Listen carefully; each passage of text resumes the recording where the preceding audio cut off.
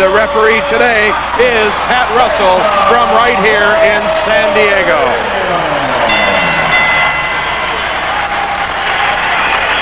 And Pat Russell is ready to give both fighters their final instructions, and we'll get this thing underway. Okay, both have your instructions backstage. Got any questions for me? 6 rounds, touch your gloves, good fight, let's go. One thing to watch for, Dan, Oscar De La Hoya, like so many fighters of Mexican ancestry, trademark punch, a tremendous left hook to the ribs. And we have to watch early, Alex. I know that he has said that the cyst that he had removed Tuesday isn't a concern right now, but it's something to watch for. Under those bicycle shorts he's wearing under his trunks on his right thigh. De La Hoya in the white trunks. Curtis Strong goes down as this fight just barely underway. Tries to wave it off as only a flag's knocked down. But as evidence, the compact power of Oscar De La Hoya. Referee did not put Oscar in a neutral corner. Oscar stayed right within range all the time. It's one of the nice things you say about fighters is they stay in range to punch. He stayed in range even during the knockdown. Another left hook lands onto the jaw. And De La Hoya is a talented fighter. One of the things he said he needs to work on is this adjustment from the amateurs to the pros of being more patient. It's not a question here in the pros of how many punches do you land, but the quality of those blows. And right now, the thing to watch for as we come through the first minute of round 1 is range. Curtis Strong got some instantaneous respect in about the first 10 seconds of the round, and he is staying out of range. A wise decision, I think. Yeah, I think he'd like to be sitting with us right now, but he's going to try to stay away from that power as far as he can. It's up to Oscar De La Hoya to beat him to the spot, to cut off the ring. If Oscar has one hand that is better than the other, would be his left. Yeah. Awesome jab and a tremendous left hook. Right, he is left-handed in everything he does except fight. He said, I started at age 6 as a southpaw, but I just didn't feel comfortable, and it's the only thing he does right-handed. Which accounts for low blow there. All the way, sir. And a warning from the referee. And that accounts for the tremendous power with the left that you saw in the punch that dropped Strong. Curtis Strong not where he wants to be, caught in a corner. Curtis had a chance to slide out and made a poor decision, slid back into the corner. His only hope in this fight, as Alex mentioned, is to move and stay out of that range of Oscar De La Hoya. His only hope to survive some rounds in the fight. I think that right now Curtis is in a full survival mode, and he's been there, if not since the opening bell, at least since that half hook, half uppercut that dropped him. Now, Alex, this is a smaller ring than you normally see. It's 17 by 17. And again, pinned up against the ropes is Curtis Strong. But a lot of those punches, Dan, were blocked by Curtis Strong. A lot of them landed on his gloves and on his forearm. Again, Alex, back to the smaller ring. A factor? Oh, yeah, I mean, Oscar's got everything going for him here. Not only does he outweigh his opponent by 5+ pounds, he's got a 17-foot ring, which tends to nullify Curtis Strong's movement. The ring pad itself is very mushy, which again would make it harder for Curtis to run away from him. Fast hands marking. Just underway in the beginning of the second round. Remember, this bout is scheduled for 6. By virtue of De La Hoya coming in at 138.5, it's technically a super lightweight fight, although Oscar De La Hoya told us yesterday he's very comfortable maintaining 135 pounds. And he puts it on a pretty good size frame, Alex. Yeah, there are people who think that you know, I mean, it wasn't so long ago people were talking about Mark Breland as the next Sugar Ray Robinson, so we just have to be very cautious. But there are people who say that Oscar can move all the way up to middleweight eventually. He's got that kind of a frame. He's listed by a lot of people as 5'11", and we measured him as 5'9 3/4", but he carries this weight very well and says, as you point out, that he can make 135 and expects when he does fight for a title, not if, but when, that he will fight for the lightweight championship. Let's go. Let's go hold inside.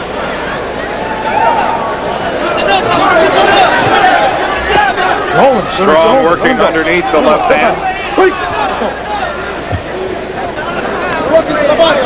In his 3 previous fights, only one of them even made it into the second round.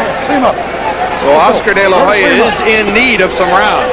All right, I got stuff. And you might think, watching this fight, that maybe, and the crowd thinks, because they're booing right now, that Oscar's, there you see Curtis Strong putting out the gloves, low blow there in the clinch. The crowd may think that he's carrying Curtis Strong, trying to get some rounds in. There you see him turned around, throwing the left hook underneath. We want to remind our... He's not carrying him right now. That at the end of this round, we'll be taking a station break.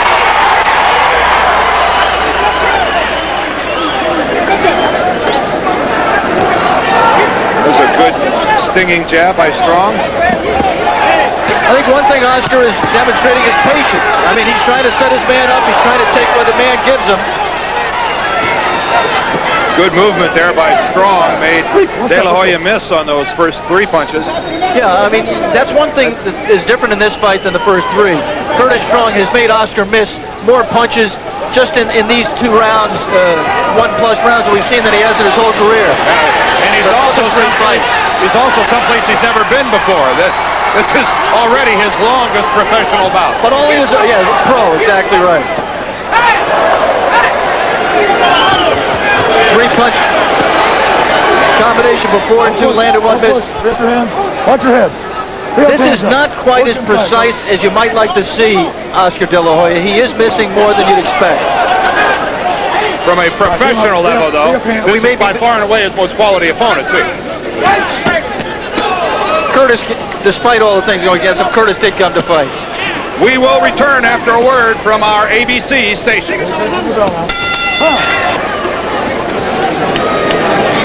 You got 3 hands now. We're in the 3rd round here in San Diego, California. Dan Deerdorf, Alex Wallow with you ringside. Oscar De La Hoya in the white trunks. Curtis Strong from Chicago in the blue. And again, a lot of those punches hit the forearms of Curtis Strong. But still, the first 2 rounds, clearly, I think, and concisely in the column for Oscar De La Hoya. Yeah, in the first one, 2 points.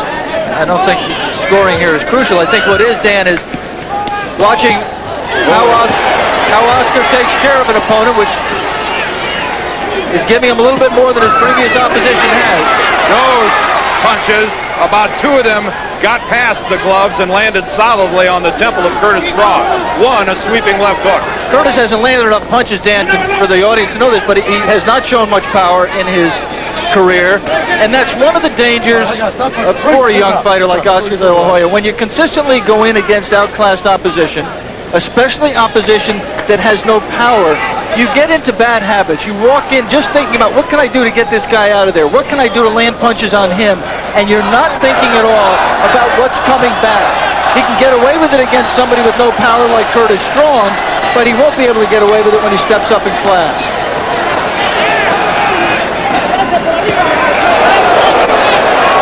There's Terry Norris, who's sitting here at ringside. Of course, the world champion. His older brother, Orland, fought a heavyweight fight and won earlier in the undercard here in San Diego, and of course San Diego their home. And Terry Norris, a fighter we had on last year, Dan, in an exciting bout, and since that time really has come to be known as perhaps some people consider him or put him at the top of the list of best pound-for-pound fighters in the world. He's come a long, long way. Well, his decisive victory over Sugar Ray Leonard certainly went a long way towards letting people in this country know who Terry Norris is. Under a minute left in the 3rd round here in San Diego.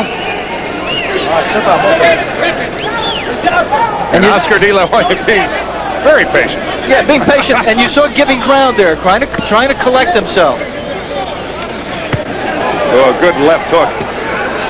He's not afraid to work the body, and it's what a lot of observers think that is one of his strengths. He's not just a head-hunting artist.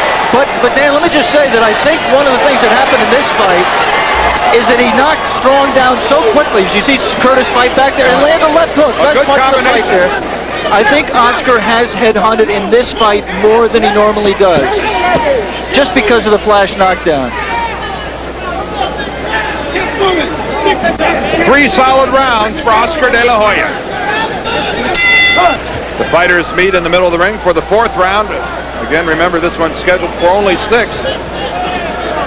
And it has been a good performance by Curtis Strong as well, Alex. He has, I think a lot of people thought that this was just a guy who walks in, takes one shot, and maybe goes down. acquitted He himself. did do that. Well, he But got back up. He got back up. Boy, why am I your straight man? Why do I... Oh, a good series of blows by De La Hoya. Those were heavy punches with both hands, and they got home. Just look at the left. Look at how he digs in with the left of the body, and then we'll come back upstairs with it.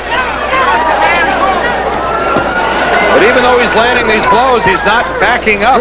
Curtis Strong, who's now taking more of a tactic that I'll meet him in the middle of the ring. Yeah, I think that's just a necessity, bringing that style about. I think Curtis is really starting to run down. The punches, Oscar has missed a lot of punches, but he's landed a lot, and his hands are so heavy that I think that it's starting to wear down Curtis. Well, over our years together, Alex, we've done a lot of lightweight fights, and Oscar De La Hoya is the biggest lightweight I have ever seen. Yeah, he is.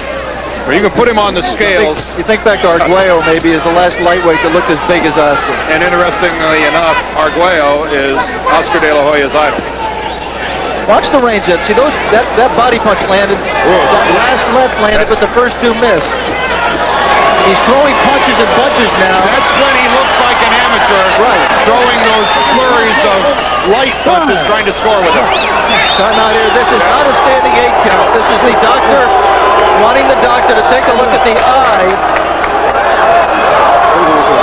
He's stopping the doctor is stopping the fight. The doctor has stopped the fight, and Curtis Strong is very upset.